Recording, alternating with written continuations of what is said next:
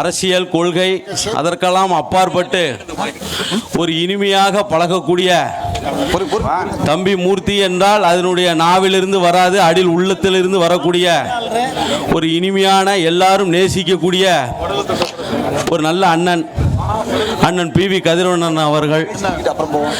நான் ஒன்றை இந்த மேடையில் சொல்ல விரும்புகிறேன். 1ஆம் தேதி பிறந்தவர்கள் யாரும் தோற்றதே இல்லை, நான் உட்பட. நிச்சயம் எப்போதுமே இனியவர்களோட கசப்பானவர்கள் சேர இயலாது. ஏன்னா அது காலத்தின் கட்டளை. தற்போது இந்த பந்தலில் வீட்டிற்கக்கூடிய பெரியவர்கள், கழகத்தினுடைய தோழர்கள் அனைவருக்கும் ஒன்றை மட்டும் நான் இந்த நேரத்தில் கூறிக்கொள்கிறேன். நீங்கள் ஏறி இருக்கின்ற வண்டி சரியான வண்டி. இந்த வண்டி தான் போய் கரை பேர் சேரும். மற்ற வண்டிகளை நம்பி இடையில நிற்க வேண்டாம். நிச்சயமாக சொல்கிறேன் கேளுங்க. அண்ணன் அவர்கள் கற்றுக்கிட்ட வித்தை அண்ணன் அமரர் ஐயா வல்லரசு அண்ணன் அவர்களிடம் அவருடைய அரசியல் ஆசனாக அவர் இந்த அரசியலுக்குள்ளே நுழைந்தார். நானும் ஃபார்வர்ட் பிளாக்கில் ஸ்டேட் கமிட்டி மெம்பராக இருந்துள்ளேன். காலத்தின் கட்டாயம், அதற்கு பிறகு நவரச நாயகன் அவர்கள் பிரிந்த பிறகு அந்த காலத்தின் அரசியல் சூழ்நிலை எல்லாரும் தனித்தனியாக செல்ல வேண்டிய ஒரு சூழ்நிலை உள்ளது. ஆனாலும் தேவரினத்தில் பிறந்த ஒவ்வொரு மனிதனுக்கும் ஃபார்வர்ட் பிளாக் மீது அன்பும் பற்றும் ஈர்ப்பும் உள்ளது. அந்த இயக்கத்தை பற்றி பேசுவதற்கு அந்த கட்சியில் இருக்க வேண்டும் என்ற உரிமை கிடையாது. ஏனென்று சொன்னால் இது தேவர் திருமகனாருடைய கொடி. இந்த கொடியானது தேவர் திருமகனாருக்கு சொந்தமான கொடி. இது எவனுக்கும் சொந்தமான கொடி அல்ல. பாஸ்கர் டிரைவரை தண்ணி எடுத்துட்டு சொல்லு. முதலாவது தேவர் திருமகனாருடைய கொள்கை என்பது என்னது? தேவர் திருமகனாருடைய கொள்கை என்பது ஆன்மீகம், அனைத்து மக்களையும் நேசிப்பது, ரவுடித்தனம் இருக்கக்கூடாது. இங்க பல்லாயிரம் வழக்குகள் கொண்டவன் தான் கட்சி ஆளணும்னு பார்க்காங்க. அது நிச்சயம் நடக்கவே நடக்காது.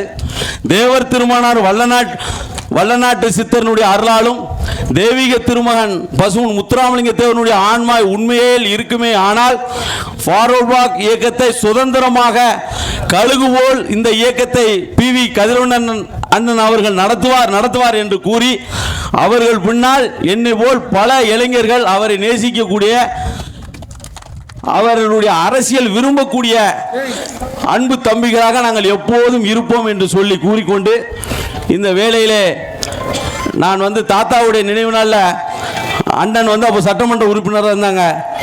நான் நேரில் கூட சொல்லலை, ஒரு ஃபோனில் தான் சொன்னேன். அதுக்கு அண்ணன் அவர்கள் ஒரே வார்த்தை சொன்னார், அது எங்கள் தாத்தாடா அப்படின்னு. அந்த ஒரு உரிமை பாசம் அது எங்கேயும் கிடைக்காது. அதாவது ஒரு கிணத்துல உள்ள ஒரு கதையை சொல்கிறேன். எப்போவுமே பார்த்தீங்கன்னா கதிரவண்ணன் காப்பாற்றக்கூடியவர். இப்போ கிணத்துக்குள்ளே ஒருத்தன் விழுந்து கிடந்தான்.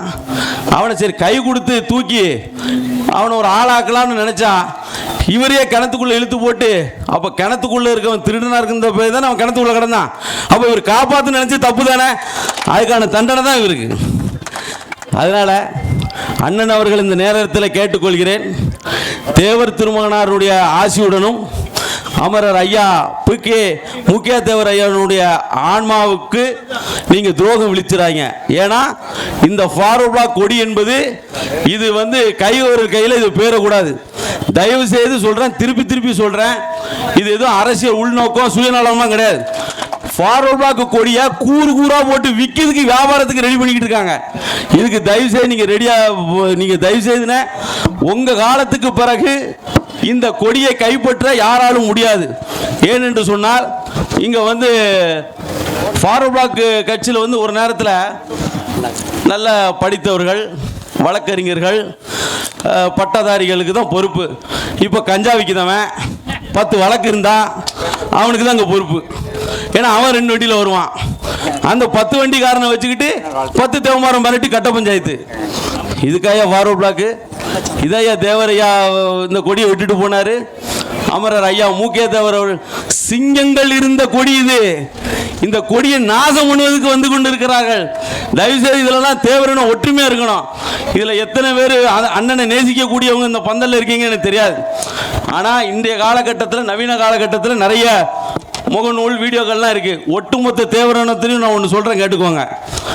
அண்ணன் PV கதிரவன் அவர்களுடைய கொள்கை உங்களுக்கு பிடித்திருக்கோ பிடிக்கலையோ, ஒரு சட்டம் படித்தவர், இந்த இனத்தை ஒருபோது எவங்கிட்ட விற்க மாட்டார் என்பதை நான் தாத்தா பேரன் இந்த நேரத்தில் கூறிக்கொண்டு, அனைவரும் இந்த ஃபார்வர்ட் பிளாக் இயக்கத்தை அண்ணனுடைய கட்டுப்பாட்டில் வருவதற்கு பேர் அணியாக, ஏனென்று சொன்னால் இதில் ஒரு சிலர் சொல்லுவாங்க மூர்த்தி தேவர் பேசுறதுக்கு என்ன இருக்குன்னு. நானும் இந்த ஃபார்வர்ட் பிளாக்கில் ஸ்டேட் கமிட்டியில் இருந்தவன் தான். என்னுடைய தாத்தா சேதுராம பாண்டியன் அவர்களும் பொதுச் செயலாளராக பயணித்தவர் தான். இந்த ஃபார்வர்ட் பிளாக்கை பற்றி பேசுவதற்கு ஒவ்வொரு தேவரினத்தில் பிறந்த எல்லாருக்கும் உரிமை இருக்கு. ஏனால் இந்த கொடியானது எவன் அப்போட்டு கொடியும் கிடையாது. தெய்வீக திருமகனாரும் நேதாஜி சுபாஷ் சந்திர போஸ் அவர்களால் உருவாக்கப்பட்ட கொடி. அந்த கொடி படித்தவர்கள் கையில் போகணுமே தவிர கஞ்சா விற்பவர் கையிலையும் கொலைகாரன் கையிலையும் போகக்கூடாது. இன்னைக்கு பார்த்தீங்கன்னா கஞ்சா வச்சிருந்தியா அவனுக்கு ஒன்றிய லெவலில் பொறுப்பு, கொலை செஞ்சியா மாவட்ட லெவலில் பொறுப்பு. இதாயா கட்சி? இதை பேசுறதுக்கு நான் யாருக்கும் பயப்படணுங்க அவசியம் கிடையாது. எனக்கு எவன் வரவும் தேவம் கிடையாது. நான் எந்த தேவை மாற்றியும் நான் தைரியமாக சொல்லுவேன். எந்த தேவை மாற்றி போய் நான் கையேந்து நிற்கவும் மாட்டேன். ஏன்னு என்று சொன்னால் என்னுடைய தாத்தா ஆசான் அவர்கள் சொல்லி கொடுத்தது, எந்த இனத்தையும் கெடுத்து கொடி பிடித்து வாழ்வதை விட அது நம்மளுடைய வீட்டில் பொம்பளையில் கூட்டி விடுறது சமம். அந்த வேலையை செய்யவே கூடாது. நம்மளால் முடிந்தால் கொடியை பிடிப்போம், இல்லையா வீட்டில் வாயை பொத்திட்டு இருக்கணும்.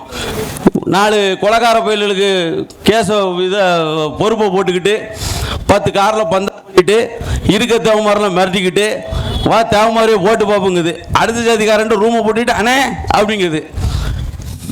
இந்த படம்லாம் வந்துட்டு ஆகாது மோனே. தேவர் திருமணார் உயிரோடு தான் இருக்கார். செத்துட்டார் நீங்களாம் ஆடிக்கிட்டு இருக்கீங்க. நிச்சயம் தேவருடைய ஆன்மா ஒரு நாளும் மன்னிக்காது. இதை பேசுவதற்கு உங்க தாத்தா பேர இந்த மேடை இல்லை, எந்த மேடை கொடுத்தாலும் நான் துணிஞ்சு பேசணும்னு சொல்லி விடைபெறுகிறேன். நன்றி, வணக்கம்.